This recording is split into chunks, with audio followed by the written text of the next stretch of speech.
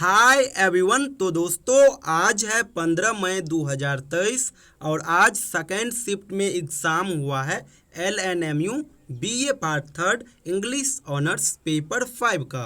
दोस्तों आज मैं बहुत ही खुश हूँ क्योंकि जो क्वेश्चन हमने एज ए गेस कराया था एग्ज़ाम में डिक्टो क्वेश्चन वहीं से पूछा गया है। चलिए आज की इस वीडियो में हम क्वेश्चन पेपर का रिव्यू भी करेंगे, साथ ही साथ जो क्वेश्चन हमारे कंटेंट से आया हुआ है वो भी मैं आपको बतलाऊंगा। तो सबसे पहले हम पहला क्वेश्चन को डिस्कस करते हैं। दोस्तों आपको पता है सेक्शन फर्स्ट में यानी पहला सवाल जो पूछा जाता है पेपर 5 के अंदर वो आता है क्रिटिसिज्म से, और क्रिटिसिज्म से दो सवाल आता है, आपको एक का ही जवाब देना होता है। एक सवाल आया हुआ है फेमिनिज्म और एक आया हुआ है न्यू क्लासिकल क्रिटिसिज्म। इन दोनों में से किन्हीं एक का ही आपको जवाब देना था और वो कितने मार्क्स का, 15 मार्क्स का। ये सवाल हमारे गेस PDF से आया हुआ है न्यू क्लासिकल क्रिटिसिज्म। तो ये हो गया पहला सवाल। अब दूसरे सवाल की ओर आते हैं। दूसरा जो सवाल पूछा गया है वो पूछा गया है क्रिटिक से, और आपको पता ही होगा ग्रुप बी में सवाल आता है इंडिविजुअल क्रिटिक से। दो क्रिटिक के नाम यहाँ पे दिए हुए हैं, वैसे आपको एक के ऊपर ही आंसर देना था और वो 15 मार्क्स का था। पहला सवाल डॉक्टर जॉनसन और इसी में और करके था FR लुइस। ये जो आप ऊपर का देख रहे हो डॉक्टर जॉनसन, ये हमारे गेस कंटेंट से आया हुआ है। अब हम ग्रुप सी की ओर चलते हैं। आपको पता होगा ग्रुप सी में जो सवाल पूछा जाता है वो एस्से सेक्शन से आता है और इससे आपको 3 ही पढ़ने होते हैं। और देख लीजिए जिस एस्से से सवाल आया हुआ है ये एस्से है आपका ट्रेडिशन एंड इंडिविजुअल टैलेंट। और मैंने आपको बार बार कहा था कि आप केवल 2 कर लीजिए, ट्रेडिशन एंड इंडिविजुअल टैलेंट्स और एक फंक्शन ऑफ क्रिटिसिज्म। देख लीजिए यहाँ से सवाल आया हुआ है। एक और इसमें सवाल है what are the roles of a critic according to T.S. Eliot. तो जनरली इसमें आपको इसका ही आंसर देना था। क्यों? क्योंकि T.S. एलियट 2-3 चीज़ के ऊपर ही बात की है। T.S. एलियट का मानना है कि हमें अपने एंशिएंट राइटर को फॉलो करते हुए लिखनी चाहिए। जो भी चीज़ लिखेंगे वो एक्सपीरियंस हमें वहीं से लेनी चाहिए। तो जो इसका आंसर होगा वही इसका आंसर होगा। तो ये हो गया आपका तीसरा सवाल, आपको बता दिया ये हमारे गेस कंटेंट से है। अब हम चौथा सवाल की ओर आ जाते हैं। एक्सप्लेनेशन के लिए मैं आपको बार बार कहा था कि जो मैं आपको कंटेंट दिया हूँ तीनों एस्से का उसको बढ़िया से पढ़िए और जो कीवर्ड्स दिया था वो पढ़िए। अगर आप पढ़े होंगे तो डेफिनेटली आज अच्छा करके आए हुए होंगे। बाद बाकी थोड़ा बहुत कन्फ्यूजन यहाँ पे आपको हुआ ही होगा। आपको पता है 4 सवाल आता है एक्सप्लेनेशन का, 2 का ही जवाब देना होता है और दोनों 7.5 मार्क्स करके होते हैं, यानी 15 मार्क्स का हो जाता है। पहला जो सवाल आया हुआ है ये आया हुआ है आपका फोंटाइट्स ऑफ क्रिटिसिज्म से। और जब आप कंटेंट पढ़ोगे तो वहाँ पे मैंने बार बार आपको इंडिकेट किया था कि जहाँ पे इंजॉयमेंट का इंजॉयमेंट वर्ड दिखे आपको, for the enjoyment of poetry ये वर्ड दिखे, आप समझ जाना कि ये कहाँ का है, ये फोंटाइट्स ऑफ क्रिटिसिज्म का है।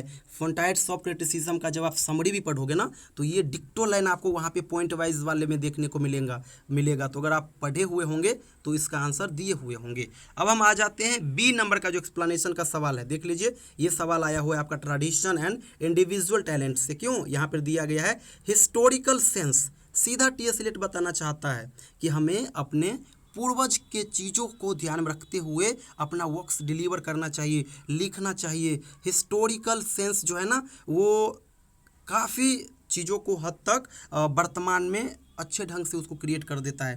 तो वो सारी चीज़ T.S. एलियट ने बताए हैं ट्रेडिशन एंड इंडिविजुअल टैलेंट्स में।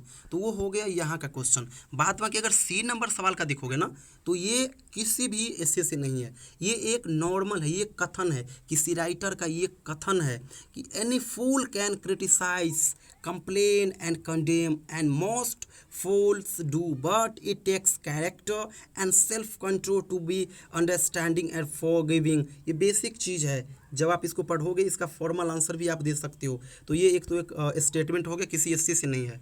अगर ये सवाल आप देखोगे तो ये सवाल आपका है एक T.S. एलियट का है, और T.S. Eliot as a metaphysical poets, तो वहाँ का ये सवाल है। बाद बाकी हमें उतना डेप्थ में जाना नहीं था। अगर आप थोड़ा बहुत भी अच्छे से पढ़े हुए होंगे ना तो क्रिटिसिज्म के बेस पे इसका भी आंसर दे सकते थे।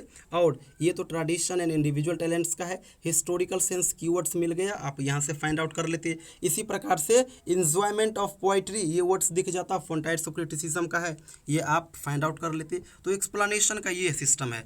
अब आते हैं अनसीन पोएम की ओर। अनसीन पोएम में इस बार बहुत ही सिंपल सवाल पूछा गया है। ये जो आप पोएम देख रहे हो, लाइन से ही पोएम का नाम निकल के आया है। पोएम का नाम है I never saw a mood. ये पोएम जो है I never saw a mood, I never saw the sea, ये पोएम का जो फर्स्ट स्टेटमेंट है ना, यही पोएम का नाम है। पोएम का क्या नाम है? I never saw a mood. और लेखक कौन, इनके लेखक कौन है? इनके लेखक है इमली डिकिंसन। मैं आपको बता दिया भी था ये। तो ये हो गया यहाँ का। अब आ जाते हैं सेक्शन ई में, लास्ट सवाल में। यहाँ पे आपको बहुत अच्छा हेल्प मिला होगा हमारे कंटेंट से। मैंने केवल 5 कराया था गेस करके, और उस 5 में से देख लीजिए 5 का 5 सवाल आया हुआ है। कैनन मैंने नहीं कराया हुआ था, बाद में ये 5 कराया था, और 5 का 5 देखिए एग्जाम में आ गया। और वैसे मैं आपको बार बार कहा था कि आप ज़्यादा कुछ मत करना, इको क्रिटिसिज्म और डिकंस्ट्रक्शन को कर लेना। तो ये मैं कहा था, देखिए ना, देखिए आप यहाँ पे कि सारा क्वेश्चन हमारे कंटेंट से। बाद में कि मैं आपको दिखा दूँ, देखिए ये मेरा गेस किया हुआ कंटेंट है। मैं यहाँ पे लिखा हूँ पेपर 5 गेस क्वेश्चन फॉर 2023। देखिए ग्रुप ए के लिए मैं आपको 3 दिया था, जिसमें से देख लीजिए न्यू क्लासिकल क्रिटिसिज्म आज पूछा गया है। ग्रुप बी में देख लीजिए मैं 3 ही दिया था, और डॉक्टर जॉनसन आ गया है। अनुमान था कि इन दोनों में से आ जाएगा, लेकिन नहीं आया, लेकिन फिर भी हमारे गेस से बाहर नहीं गया, डॉक्टर जॉनसन से आया। इसी प्रकार से देख लीजिए, मैं आपको बार बार कहा था कि इस वाले को छोड़ दीजिए, इन दो को बढ़िया से कर लीजिए। देख लीजिए डायरेक्ट आया हुआ है, कहीं से कोई भी चेंज नहीं किया गया है, टॉपिक बेस्ड क्वेश्चन आया हुआ है। अनसीन पोएम के लिए मैंने तो आपको केवल स्टैट्स ही बताया था। बाद में कि यहाँ पे देख लीजिए लास्ट क्वेश्चन में इको क्रिटिसिज्म भी पूछा गया है, डिकंस्ट्रक्शन भी पूछा गया है, स्ट्रक्चरलिज्म भी पूछा गया है, पैथेटिक फेलेसी भी पूछा गया है, और इफेक्टिव फेलेसी भी पूछा गया। A to Z सवाल यहाँ पर पूछा गया। आप यहाँ पे पढ़ के ही देख लो ना कौन कौन है।